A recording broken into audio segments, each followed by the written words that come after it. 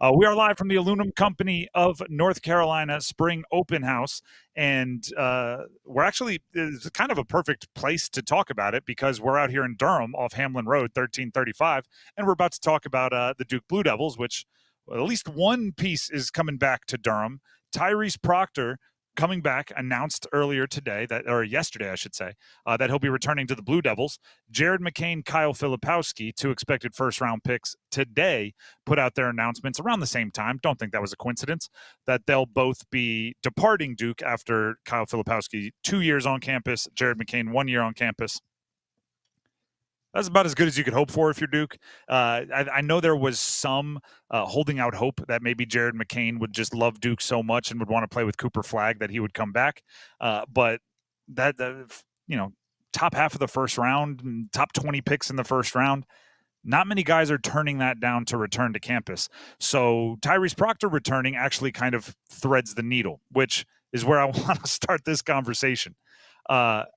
When you are Duke and you're recruiting 5 stars pretty much exclusively, you need players to thread the needle between not being too good so they go pro, but also not being too bad that they feel like they won't have as big of a role next year and hit the transfer portal. And Tyrese Proctor is just walking right down the middle of that fence. He was supposed to be a first-round pick.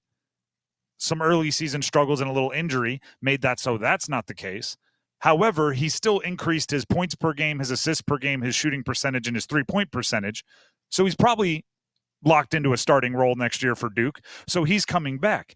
Kyle Filipowski came back last year. Similar situation. Injury probably made it so he wasn't so good that he was an obvious lottery pick, but his production was such that he was definitely going to be a starter. So he came back for his sophomore year. It's ironic that if you want to have a veteran team at Duke, you need a couple guys to not live up to their potential, but also not fall so far below their potential that they want to leave. It's a really weird thing to root for as a team, especially when you look at the last 2 years of the Jon Scheyer era.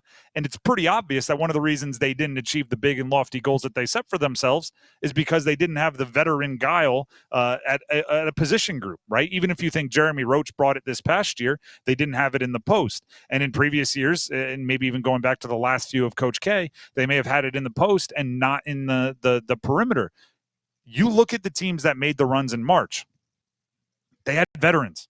Go back 100 years, maybe not 100. Go back 20 years, everyone filling out their bracket. The biggest cliche was you need veteran guards. You need upperclassmen guards. And you're right, if you didn't know who was on Winthrop or McNeese State or whoever, you just look up their rosters and go, ooh, they got 4 seniors playing their minutes in the backcourt. That's my 12 seed over a 5. Duke has had a really hard time getting that recently because they're either good or they're not, and there's no one playing that middle ground. Jeremy Roach has done it for 4 years. He might be coming back again. Not good enough to be a lottery pick, not bad enough to lose his starting position. He might be a 5-year starter. All right, Tim, so you've got me hanging on by a thread here in terms of Duke and where I've seen them and positioned them as a program. Mm-hmm. It is an elite program. So you naturally gravitate yourself towards quote-unquote 5-star players. This was an argument, and you bring up the good argument about veteran talent with veteran backcourts. It's always the 2 guards. I swear, it's 2 guards, somebody middle and somebody big in the middle who can handle all their business. The way Duke recruits and the way the pressure is, you are almost expected to land 5-star recruits, to where if you bring in a 3-star workhorse type guy, that's not what is expected of you as a fan base. But let's think about those workhorse 3-star type guys. Those are the guys that you're just talking about. Those are the glue guys that allow those 5-star guys to be those 5-star guys. And so Duke finds itself standing on the outside in the Elite 8 this year, right? And they look at the NC State team. I'm not trying to compare the two in that direct sense, but 3-star guys, older right? Than the 3-star other. guys, right? 3-star guys, not the 5-star guys coming straight out of school or whatnot. And programs were always built on the backs of the workhorses, right? The 5-star guys are there for the flash, but it's all the dirty work guys, the guys that aren't the top 100s and the top 50s. Those are the guys that bring you the championships, at least from where I always sit. Well, it's a little bit more complicated than that, because based on the way I probably presented it and you just broke it down, the obvious solution is you recruit 3 top 10 recruits in the country and 2 ranked in the 200s and say, all right, there's our workhorses, there's our flash, and these guys will stay for 3 years and these guys will go pro. But the fact of the matter is, if the 3 stars aren't playing enough, they transfer out, right? The Alex O'Connells of the world that Duke did bring in and wasn't super heralded. However, he ended up finishing his career elsewhere. It's the hard part is getting them to stay 4 years, knowing they could, the bag is out there, or they could go somewhere else, right, and be the flash, or they could stay at Duke and be the workhorse. And that's where like somebody like Tyrese Proctor is threading the needle perfectly, because he's still, if he develops an outside shot, maybe a little bit faster of a first step, which are 2 things, weight room and time in the gym can help, he might still be an NBA first round pick. Right now he's not, but he's definitely obviously a top end starter in the ACC. So he's still around, and they didn't necessarily recruit over him, which is tough for somebody like Mark Mitchell, who hit the transfer portal, because he's looking at the minutes at the 3 going, well, Cooper Flagg is going to take all of those. I'm going to go somewhere and be more of a priority.